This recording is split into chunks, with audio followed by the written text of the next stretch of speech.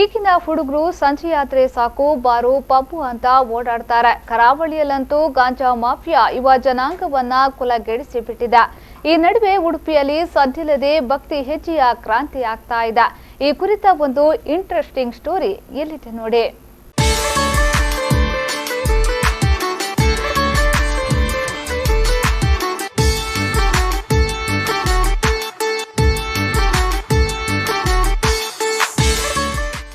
Life ಅನ್ನ enjoy ಮಾಡಬೇಕು ಅನ್ನೋದೊಂದೇ ಈಗಿನ ಹುಡುಗರ ಉದ್ದೇಶ. ಕುಡಿಯೋದಕ್ಕೆ, ಪಾರ್ಟಿ ಮಾಡೋದಕ್ಕೆ ಏನಾದ್ರೂ ಒಂದು ನೆಪ ಬೇಕು ಅಷ್ಟೇ. ಅದರಲ್ಲೂ ಉಡುಪಿ ಜಿಲ್ಲೆಯ ಮಧ್ಯಮ ವರ್ಗದ ಹುಡುಗರು ದಿನೇ ದಿನೇ ಮದ್ಯದ ದಾಸರಾಗ್ತಾ ಇದ್ದಾರೆ. ಗಾಂಜಾ ಸೇವಿಸಿ ಸಮಾಜದ ಸ್ವಾಸ್ಥ್ಯ ಕೆಡಿಸ್ತಾ ಇದ್ದಾರೆ.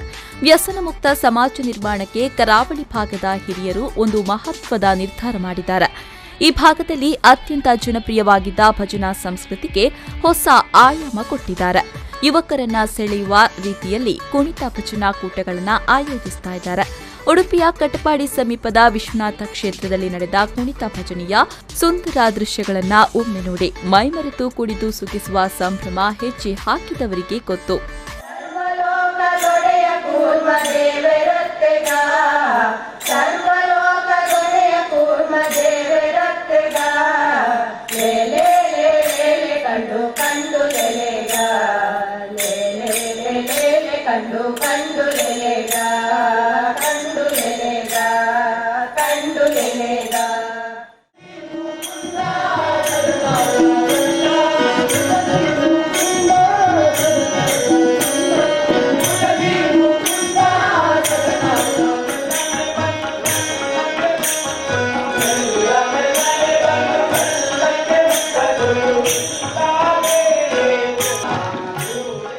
ಕಟಪಾಡಿಯ ವಿಶ್ವನಾಥ ಕ್ಷೇತ್ರದಲ್ಲಿ ಯುವ ವಾಹಿನಿ ಸಂಘಟನೆಯವರು ತಂಡಗಳನ್ನು ಆಹ್ವಾನಿಸಿ ಈ ಕುಣಿತ ಭಜನೆ ಏರ್ಪಡಿಸಿದ್ದಾರೆ.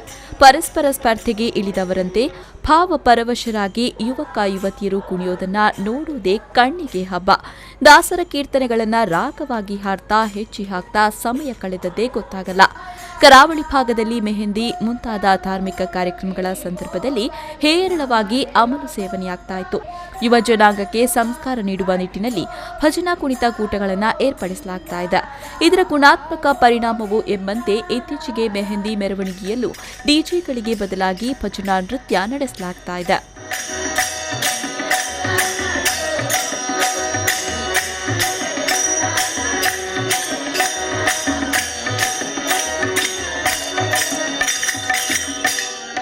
ಭಜನೆ ಇದ್ದಲ್ಲಿ ವಿಭಜನೆ ಇಲ್ಲ ಅನ್ನೋ ಮಾತಿದೆ. ನಿಂತು ಹಾಡಿದ್ರೆ ದೇವರು ಕುಣಿವ, ಕುಣಿದು ಹಾಡಿದ್ರೆ ದೇವರು ಒಲಿವ ಅನ್ನೋ ಮಾತಿದೆ.